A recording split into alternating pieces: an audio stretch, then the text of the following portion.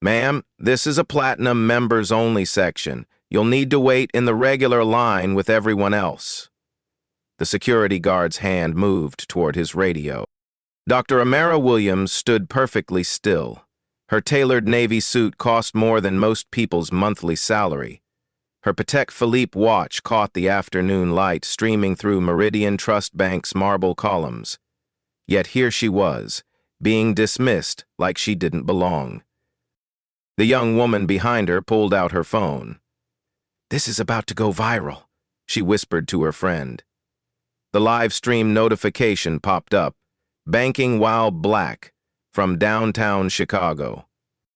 These real-life stories happen every day. Black stories of discrimination in places where respect should be guaranteed. But this touching story would become something different. Something that would shake an entire institution to its core. Have you ever been judged by your appearance in a place where you belonged more than anyone else? 2:47 p.m. Tuesday afternoon at Meridian Trust Bank's flagship branch in downtown Chicago's financial district. Amara approached the Platinum service desk with quiet confidence. Her Hermes briefcase bore the initials AW in gold lettering. The teller, a blonde woman in her 30s named Stephanie, looked up with barely concealed annoyance. "Excuse me, ma'am, this section is for Platinum members only." Stephanie's voice carried across the marble lobby. Other customers turned to look. "I understand. I need to access my account before my 3:15 meeting." Amara's voice remained steady, professional. Stephanie's eyes narrowed. "Do you have your Platinum card with you?" Amara reached into her briefcase.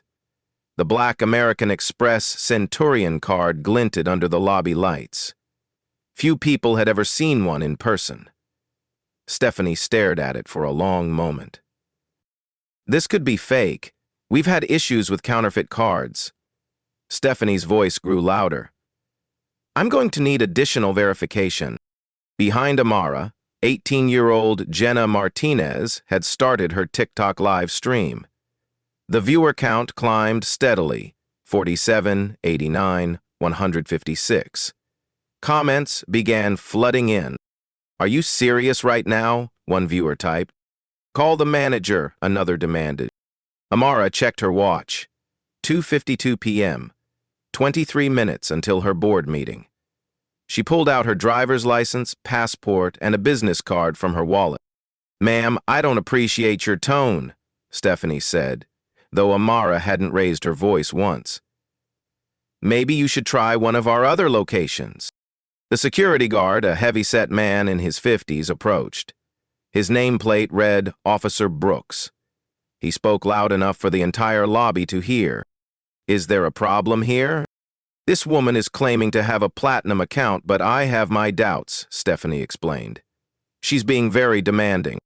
Amara had said exactly 7 words since approaching the counter.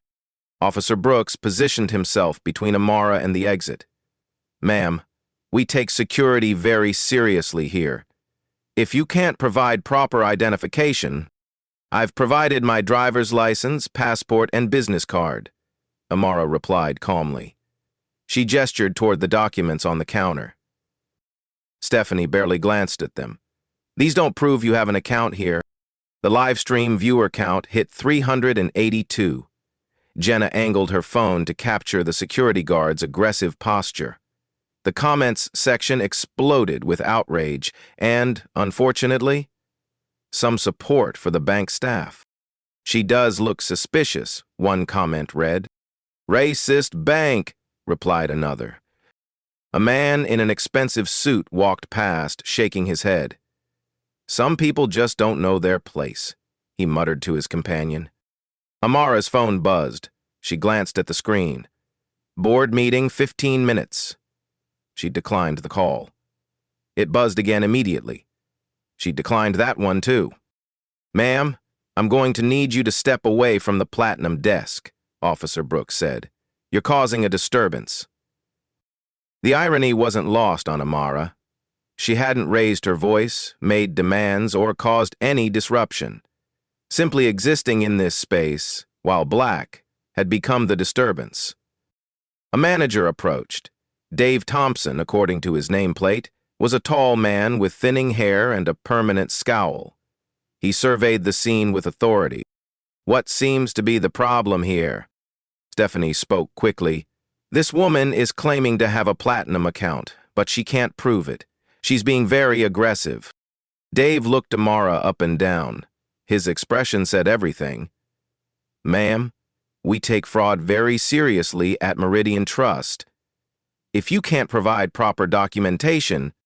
"I've provided my identification and account information." Amara's voice remained level. "Anyone can get fake IDs these days," Dave replied. "Do you have any statements, deposit receipts, anything that actually proves you bank here?" Marara's phone buzzed again. The caller ID showed Michael Chen, CFO. She declined the call. "I need to access my account. I have a meeting in 12 minutes. Dave crossed his arms.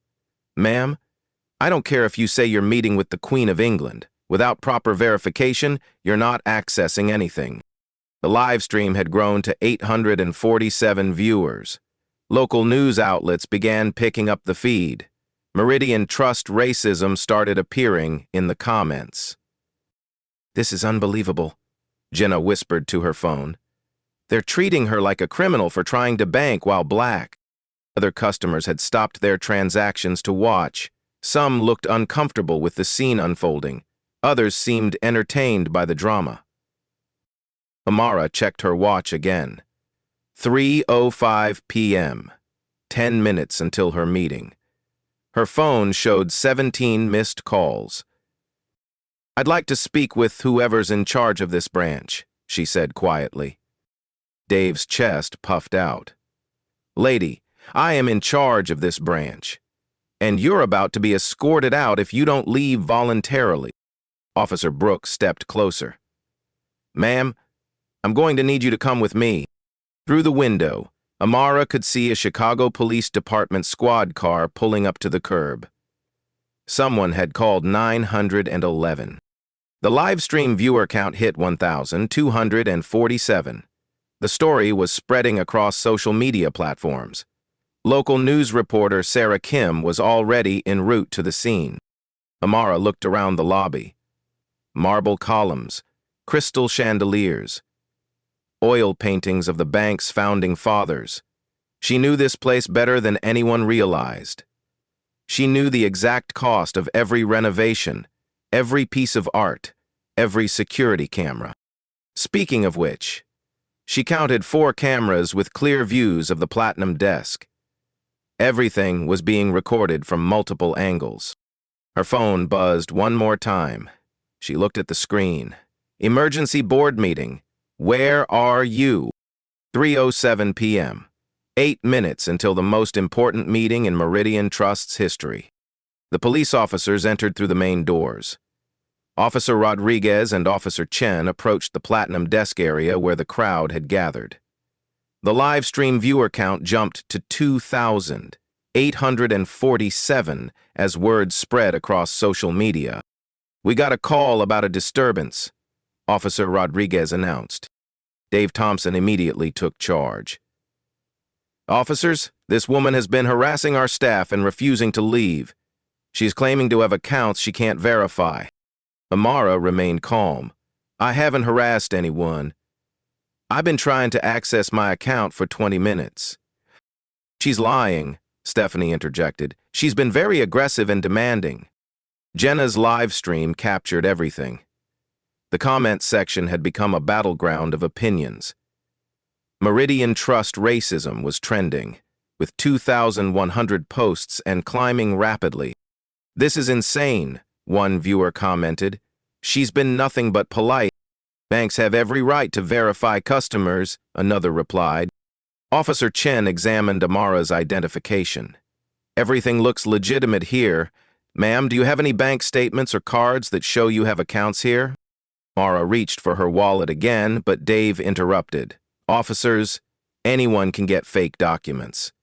We've had problems with fraud in this area." "What specific fraud problems?" Amara asked quietly. Dave stumbled over his words. "Well, There have been incidents. People trying to access accounts that aren't theirs. How many incidents this year? Amara pressed. I don't have exact numbers, but Dave's confidence wavered slightly. 0, Amara said quietly. There have been 0 fraud incidents at this branch in the past 18 months. The lobby fell silent. How could she possibly know that statistic? Officer Rodriguez looked confused. Ma'am, how do you know the bank's fraud statistics? Mara's phone buzzed again. The caller ID showed Janet Morrison, board chair. She declined the call. 3:09 p.m., 6 minutes until her meeting. I know because I review the monthly security reports, Amara replied. Dave laughed nervously. Ma'am, customers don't have access to internal security reports. You're right. Customers don't. The implication hung in the air, but no one grasped it yet. More bank employees had gathered to watch the spectacle. Teller supervisors, loan officers, and customer service representatives formed a semicircle around the platinum desk. Some whispered among themselves. She's probably one of those sovereign citizen types, one employee muttered. Definitely a scammer, another agreed. The live stream audience had grown to 5,923 viewers. News outlets were picking up the story. The Chicago Tribune's Twitter account shared the stream with the caption, Live? Discrimination at Meridian Trust Bank? Dave's phone rang. He glanced at the caller ID and stepped away to answer. Yes, sir, we have a situation under control. A woman claiming to have accounts she can't verify. Yes, sir, the police are here. He returned to the group with renewed authority. I just spoke with upper management. They've authorized me to have you removed from the premises. On what grounds? Officer Chen asked. Trespassing and disturbing the peace. Amara looked around the lobby. I haven't disturbed anything. I've been standing here quietly for 25 minutes. You've been harassing my staff, Dave insisted. I've spoken fewer than 50 words since I arrived. Officer Rodriguez was reviewing the situation. A well-dressed woman with proper identification being accused of harassment for quietly trying to access her bank account. Something didn't add up. Ma'am, why don't you try to access your account through the ATM? That might resolve this quickly. Dave stepped forward. Officers, she's clearly here to cause trouble. Look at all the attention she's drawn. He gestured toward Jenna, who was still live streaming. The viewer count had reached 8,432. I didn't draw any attention, Amara replied. I approached the desk to conduct business. The attention came from the treatment I received. Stephanie spoke up again. She was very demanding from the moment she walked up. What did I demand? Amara asked. Stephanie paused. You demanded to be served immediately? I said I needed to access my account before my 3:15 meeting. That's not a demand, that's a statement of need. The employees looked less certain now. Several glanced at each other uncomfortably. Amara's phone buzzed continuously. She had 37 missed calls in the past 10 minutes. 3:11 p.m. 4 minutes until her meeting. Ma'am, I'm going to need you to leave now, Dave said firmly. You're disrupting our business. The only disruption is the crowd you've created by refusing to serve me. Officer Rodriguez made a decision. Ma'am, why don't you use the ATM to show you have an account here? That should settle this. Amara nodded. That's reasonable.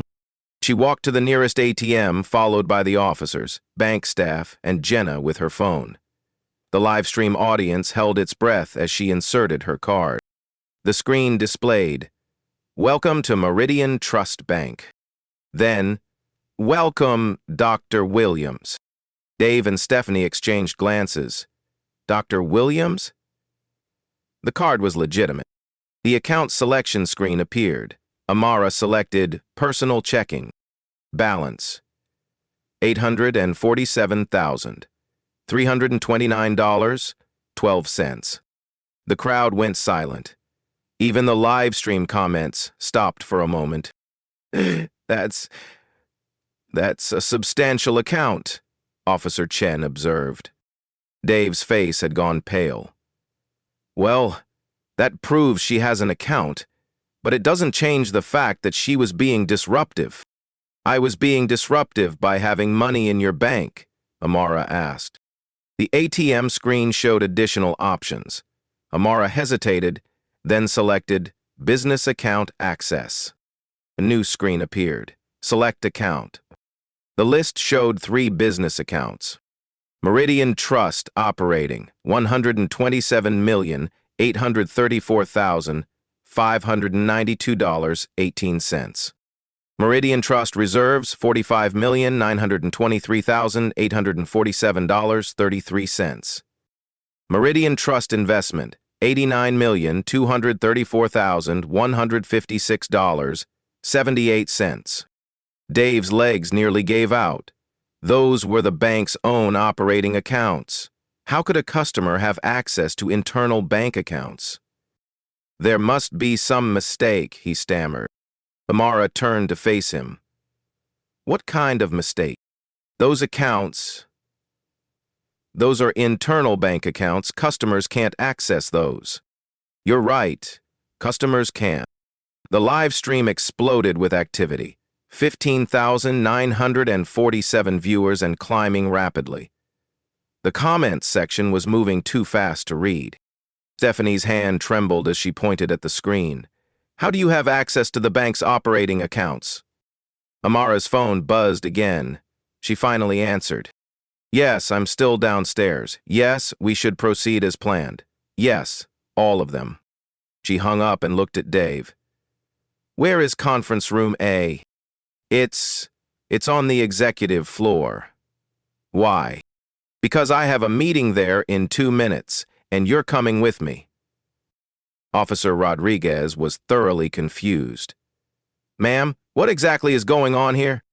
Amara walked back to the ATM and selected Account Information for the Meridian Trust operating account. The screen displayed Account Holder, Dr. Amara Williams, Chief Executive Officer. The lobby fell completely silent except for the sound of Jenna's live stream notification pings. 18,234 viewers and counting. Dave Thompson's face went from pale to gray. That's impossible. What's impossible? Amara asked calmly. You can't be. You're not. I'm not what, Dave? He couldn't finish the sentence. The words he wanted to say would end his career immediately, and 16,000 people were watching live. 3:14 p.m., 1 minute until the meeting. Conference room A is on the 15th floor, Amara said. Shall we go? The elevator ride to the 15th floor was the longest 60 seconds in Dave Thompson's life. Officer Rodriguez and Officer Chen had decided to accompany them, sensing this situation was far more complex than a simple banking dispute. Stephanie stood frozen in the corner, her face pale as she realized the magnitude of what had just happened. Jenna's live stream had reached 23,847 viewers. She held her phone steady as they ascended, whispering commentary to her audience. Y'all, I don't think we understand what's happening here, she said quietly. This woman just accessed the bank's own accounts, like their internal money. The elevator dinged softly as they reached the executive floor. The doors opened to reveal a hallway lined with mahogany paneling and oil paintings. A brass nameplate on the wall read, Executive Offices, Authorized Personnel Only. Amara stepped out first, using her keycard to unlock the security door. Dave's eyes widened as the door clicked open. How did she have executive access? This way, Amara said, leading them down the hall. They passed offices labeled Chief Financial Officer, Chief Operating Officer, and Vice President of Risk Management. At the end of the hall stood double doors with a nameplate. Board of Directors. Conference Room A. Amara opened the doors to reveal a long mahogany table surrounded by leather chairs. 7 men in expensive suits sat around the table, checking their watches and looking agitated. They looked up as the group entered. "Amara, thank God," said a distinguished Asian man in his 60s. "We were starting to worry." Dave's knees nearly buckled. These were the bank's board members. He recognized Michael Chen, the chief financial officer, and Robert Harrison, the chairman of the board. "Gentlemen, I apologize for the delay," Amara said, taking her seat at the head of the table. "I was detained downstairs by some customer service issues." She gestured toward Dave and Stephanie. "I'd like you to meet Dave Thompson, our downtown branch manager, and Stephanie Morrison, one of our Platinum Service representatives." Robert Harrison frowned. "Customer service issues? What kind of issues?" "The kind that result in viral videos and potential lawsuits," Amara replied calmly. She pulled out her phone and showed them Jenna's live stream. The viewer count had hit 31,592. The board members leaned forward to watch the screen, their expressions growing more serious by the second. "Is this from today?" Michael Chen asked. "About 10 minutes ago," Amara confirmed. The live stream showed Dave refusing to serve Amara, calling her aggressive and threatening to have her arrested. The audio was crystal clear. Every word, every dismissive gesture, every assumption was captured. "Jesus Christ," Robert muttered. "This is a PR nightmare." Dave finally found his voice. I had no idea. She never said she was..." "She shouldn't have to," interrupted Janet Morrison, the bank's general counsel. "Every customer deserves respectful service, regardless of their position." Stephanie was crying now. "I'm so sorry. I thought..." "You thought what?" Amara asked gently. Stephanie couldn't answer. The truth was too ugly to say out loud, especially with 35,000 people watching online. Officer Rodriguez cleared his throat. "Ma'am, I'm still not entirely clear on what's happening here." Robert Harrison stood up. "Officers, allow me to introduce Dr. Amara Williams, Chief Executive Officer of Meridian Trust Bank." The police officers stared at Amara in disbelief. The woman they'd been called to remove from the bank was actually the person who owned it. "Dr. Williams has been our CEO for 3 years, Michael Chen added. "She's transformed this institution into one of the most profitable regional banks in the Midwest." Dave slumped into a chair. "I've been working here for 8 years. How did I not know?"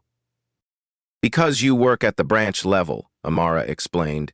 "You report to regional management. Most branch employees have never met me in person." She turned to address the room. "But that's part of the problem. There's a disconnect between our executive leadership and our frontline staff. Today's incident proves we have serious cultural issues to address." The live stream audience was in complete chaos. Comments flooded in faster than anyone could read. "Yo, she's the CEO? This is the best plot twist ever. Dave is so fired. I can't believe what I just watched." Local news outlets were scrambling to cover the story. The hashtag Meridian Trust CEO was trending nationally with over 15,000 posts. Janet Morrison was already on her phone with the bank's public relations firm. "We need damage control immediately. This is going to be front-page news." Amara held up her hand. "Before we discuss damage control, I want to address the root cause." She turned to Dave. "In your 8 years here, how many black customers have you personally served at the platinum level?" Dave's mouth opened and closed like a fish. I don't keep track of customers by race." "That's part of the problem. We should be tracking demographic data to ensure we're serving all communities equally." She pulled out a tablet and brought up a presentation. "I've been reviewing branch performance data for the past 6 months. Our downtown location has the lowest customer satisfaction scores in the network. The graphs showed damning statistics. Customer complaints, 312% increase over 6 months. Account closures, $2,300,000. 0 cents in assets moved to competitors. Online reviews, 1.8 out of 5 stars. Employee turnover, 45% annually. These numbers don't lie, Amara continued. We have a customer service crisis, and today's incident shows why. Dave looked like he might vomit. His branch had the worst performance in the entire network, and he'd just publicly humiliated his own CEO. The live stream has been viewed by over 40,000 people, Michael Chen reported, monitoring social media. It's being shared across all platforms. Good, Amara said, surprising everyone. Let them see what happens when we fail our customers. She stood and walked to the window overlooking the city. I started this bank to serve underserved communities, to provide access to capital for people who've been excluded from traditional banking. She turned back to face the room. Instead, we've become exactly what I hoped to change. We've become a place where people are judged by their appearance rather than their character or their account balance. Stephanie wiped her eyes. Dr. Williams, I'm so sorry. I don't know what to say. Say you'll do better. Say you'll learn from this. Say you'll help us change. Officer Rodriguez was still processing everything. Ma'am, do you want to press charges? What they did was clearly discriminatory. Amara considered the question carefully. No charges. But there will be consequences. She turned to Robert Harrison. I'm calling an emergency board meeting for tomorrow morning. We're implementing immediate changes to prevent this from happening again. The live stream viewer count had reached 47,329. News vans were arriving at the bank. Reporter Sarah Kim was setting up for a live broadcast from the sidewalk.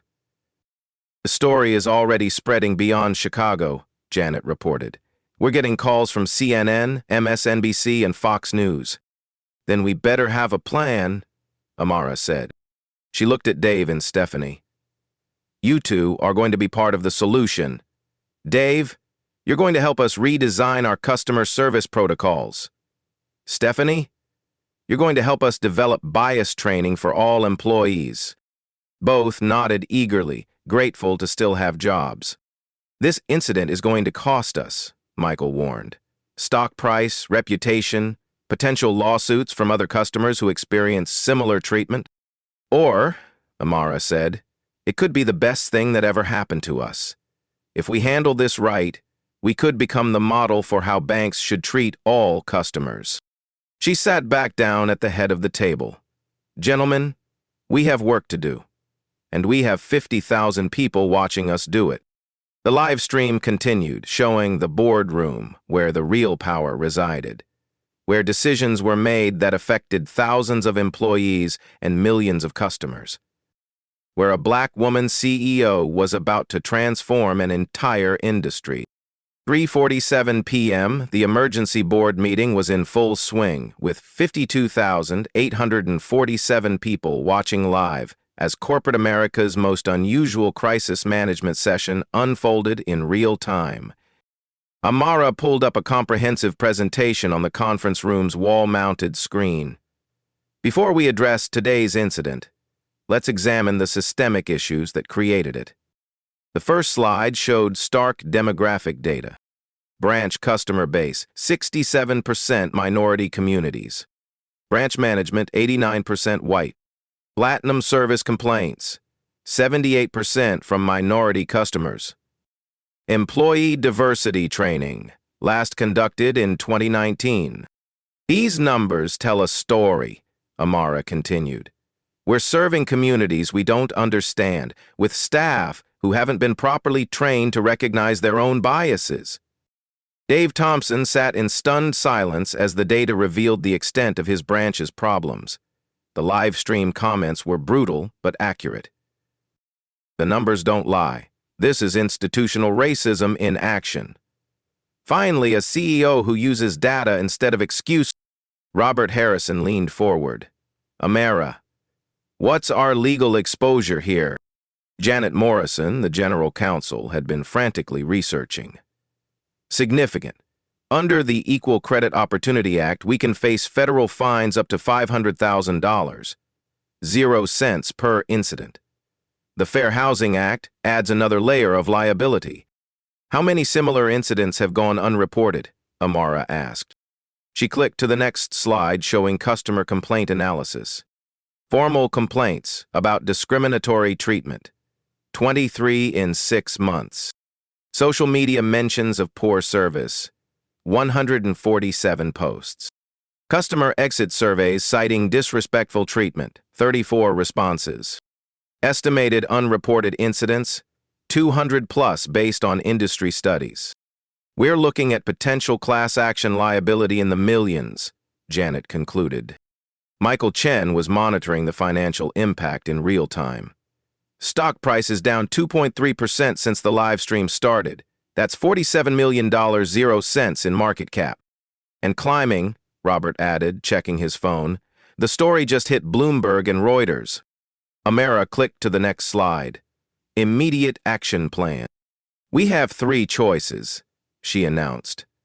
Minimize, deny, and hope it goes away. Apologize publicly and promise to do better. Or use this as a catalyst for fundamental change. She looked around the room. I'm recommending option 3. That's the riskiest approach, Robert warned. Why not just apologize and move on? Because apologies without action are meaningless. And because 55,000 people are watching us right now. This is our chance to show real leadership. Dave finally spoke up. Dr. Williams, I want to make this right. Tell me what I need to do. Amara nodded. First, you're going to publicly acknowledge what happened. No excuses, no justifications, just accountability. She turned to Stephanie. You too. The live stream captured everything. Denying it would be pointless. Stephanie nodded through her tears. I understand.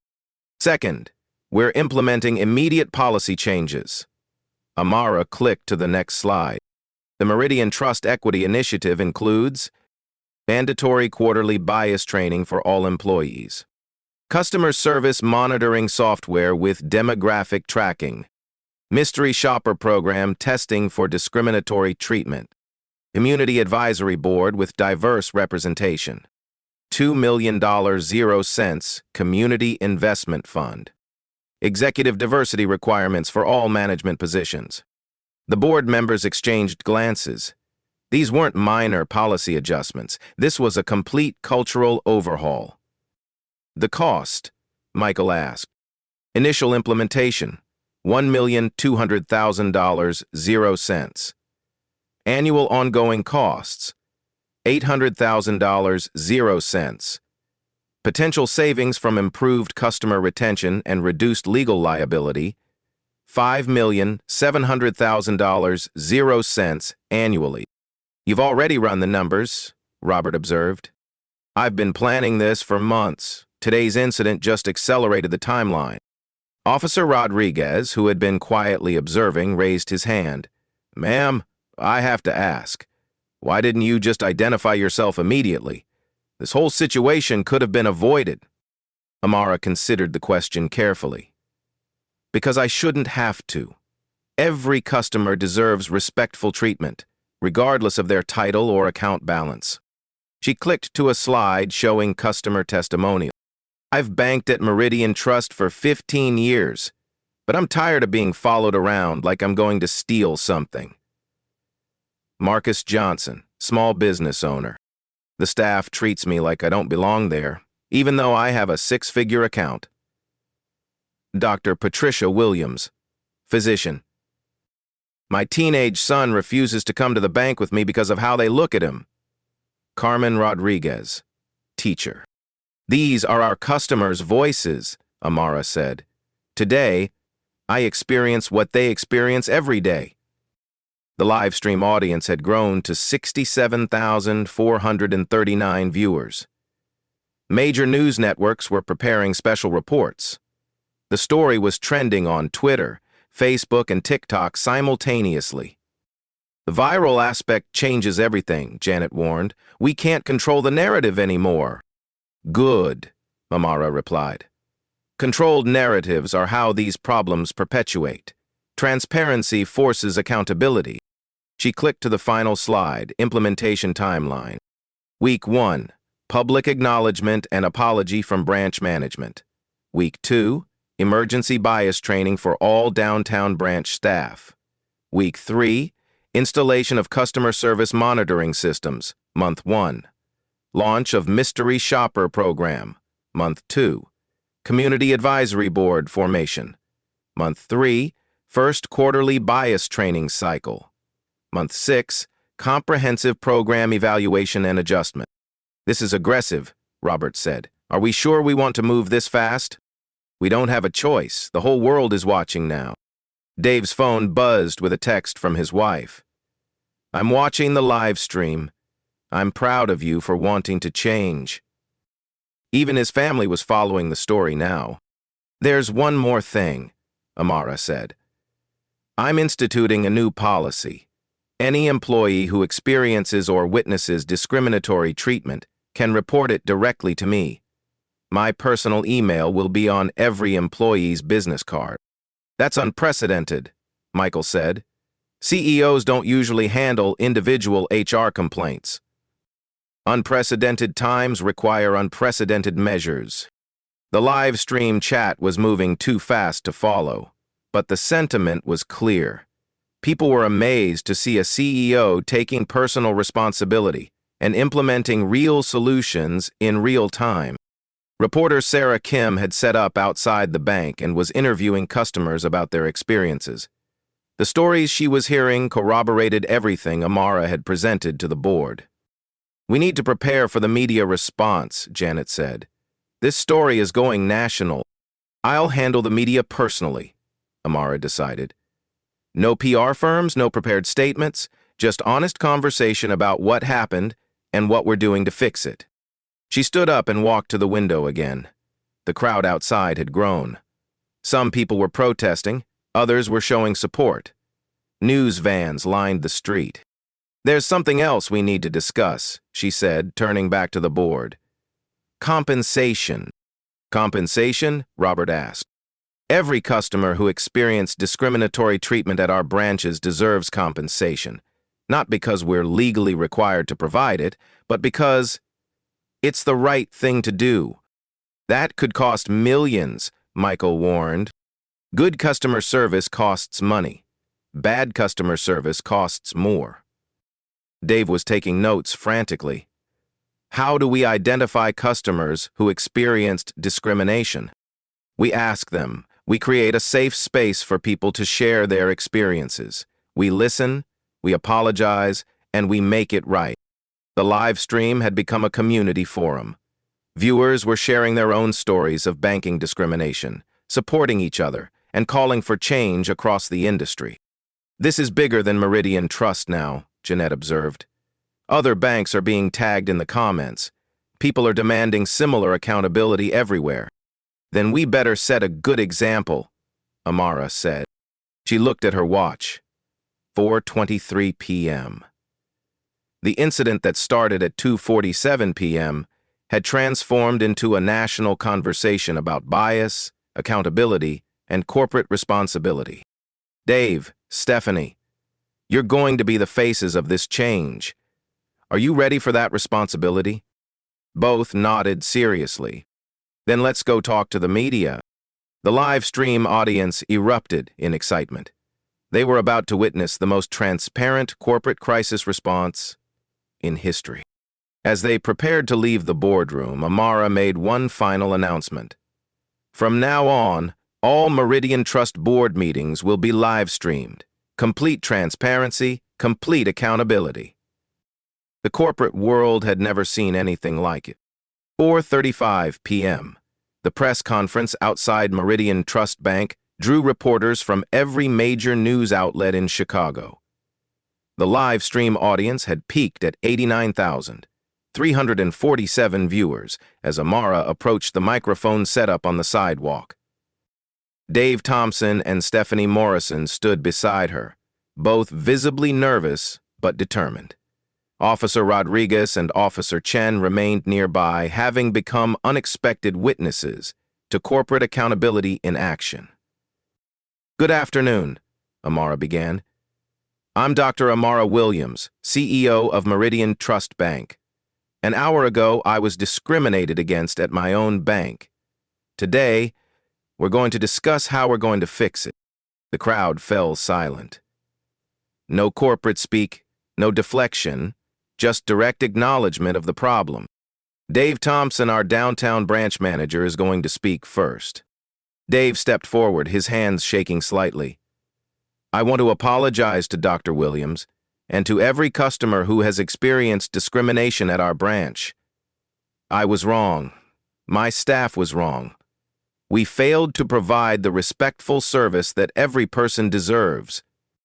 His voice grew stronger. "I've managed this branch for 8 years, and I realize now that I've been blind to problems that were right in front of me. That changes today." The live stream comments showed surprise at his directness. He's actually taking responsibility. This is not what I expected. Real accountability for once. Stephanie stepped forward next. "I treated Dr. Williams poorly based on assumptions I made about her. That was wrong, and I'm ashamed of my behavior.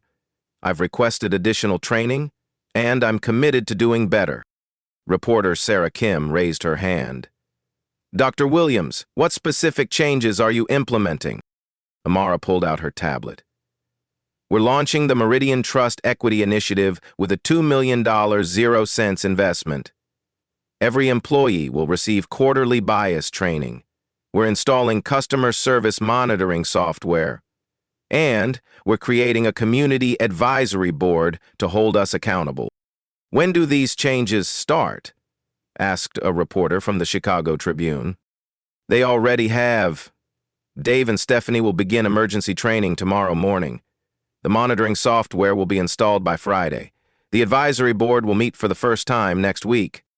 A reporter from CNN pushed forward. "What about financial compensation for affected customers?" "We're establishing a customer resolution fund. Any customer who experienced discriminatory treatment will receive direct compensation and a personal apology." "How much compensation?" the reporter pressed.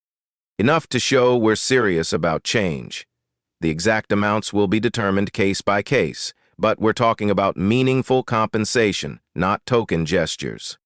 Dave stepped back to the microphone. "I want to say something else. This morning, I thought I was doing my job by being suspicious of customers. I realize now that I was letting my biases make decisions for me." He looked directly into the cameras. "If you're a customer who felt disrespected at our branch, I personally apologize. And I promise to do better." The crowd was quiet. This level of public accountability was unprecedented in corporate America. A reporter from the Wall Street Journal raised her hand. "Dr. Williams, some investors are concerned about the cost of these initiatives. How do you respond to shareholders who see this as an overreaction?" Amara's response was swift and confident. "Good customer service isn't an expense, it's an investment. We've lost $2,300,000, 0 cents in closed accounts this year due to poor service. These initiatives will cost $1,200,000, 0 cents to implement, and $800,000, 0 cents annually to maintain." She clicked to a slide on her tablet showing financial projections. "Conservative estimates show we'll retain an additional $5,700,000, 0 cents, in assets annually, and attract new customers seeking respectful banking relationships. The business case is clear. Treating customers with dignity is profitable." Stephanie spoke up again. "I want to say something to the people watching online. I know you're angry at me, you should be, but please don't let my mistakes make you think all bank employees are like this." She paused, collecting her thoughts. "Most of us want to do right by our customers. Sometimes we need help seeing our blind spots. Today was my wake-up call." The live stream audience was responding positively to the genuine remorse and commitment to change. This is how you handle a crisis. They are actually listening and learning. More companies should respond like this. A reporter from ABC7 Chicago stepped forward. Dr. Williams, you chose not to press charges. Why? Because putting people in jail doesn't change hearts and minds. Training does. Education does. Creating systems that support good behavior does. She looked at Dave and Stephanie. These aren't bad people. They're people who made bad choices because they were operating in a system that didn't adequately prepare them to serve all customers equally. Today, we start building a better system. Michael Chen, the CFO, provided an update from behind the cameras. The stock price had recovered most of its losses as investors responded positively to the comprehensive response plan.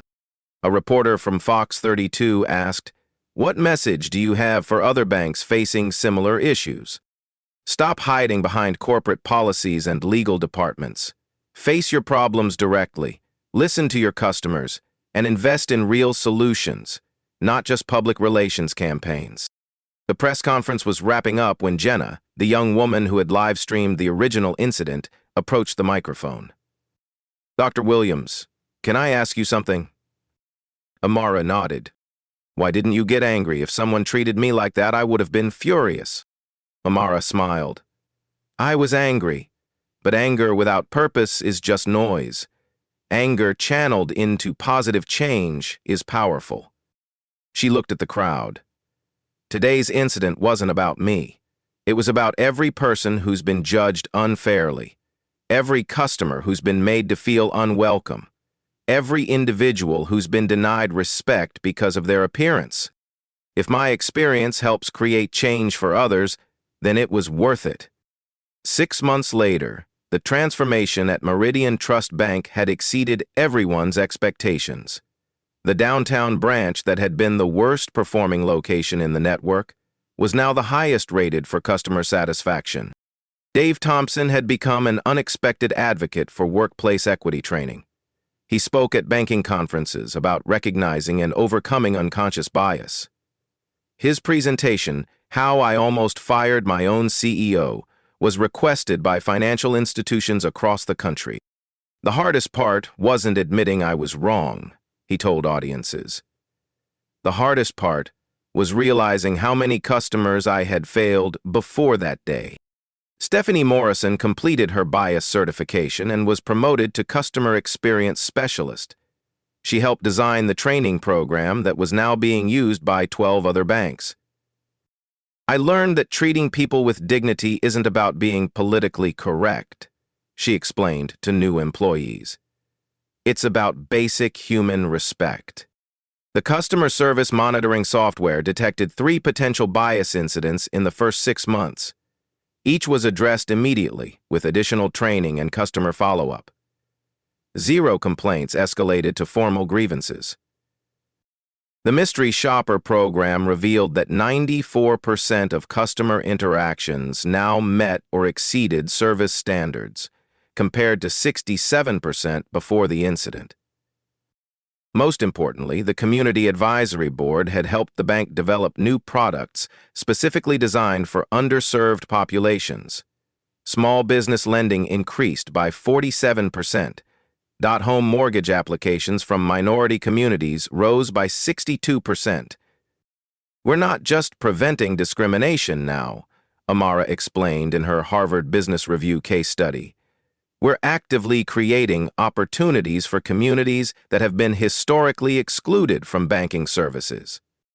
The viral video had been watched over 12 million times across all platforms. It was used in business schools as a case study in crisis management and corporate accountability. The Customer Resolution Fund had paid out $847,000 to 156 customers who experienced discriminatory treatment.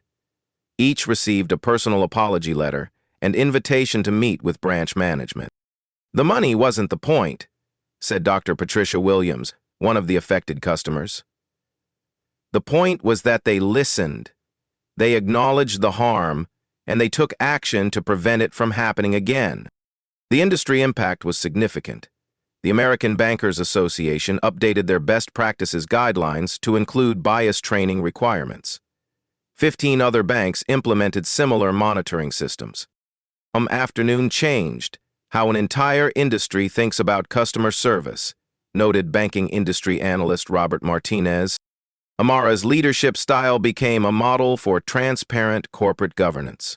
Monthly live-streamed board meetings attracted audiences of 15,000 to 25,000 viewers. Other companies began adopting similar transparency practices. When you operate in the light, you make better decisions, Amara explained. Secrecy enables bad behavior. Transparency encourages excellence. The bank's stock price had risen 18% since the incident, outperforming industry averages. Customer deposits increased by $127 million, 0 cents. Employee satisfaction scores reached all-time highs. But for Amara, the most meaningful change was personal. I can walk into any of our branches now and know that every customer will be treated with the same respect I expect for myself. Dave Thompson still managed the downtown branch, but his perspective had completely changed. Every day I ask myself, how would I want my mother treated if she walked through these doors? That simple question guides every decision. These life stories remind us that real change happens when we choose courage over comfort, when we stand up for what's right, even when it's difficult, when we turn painful experiences into powerful catalysts for transformation. The touching stories of discrimination don't have to end in defeat. They can end in victory. Real-life stories of injustice can become black stories of triumph when we refuse to accept the status quo. Have you witnessed discrimination in your workplace or community? Share your experiences in the comments below. Your voice matters in creating systemic change. Subscribe for more inspiring stories of courage and transformation. Together, we can build a more equitable world, one interaction at a time.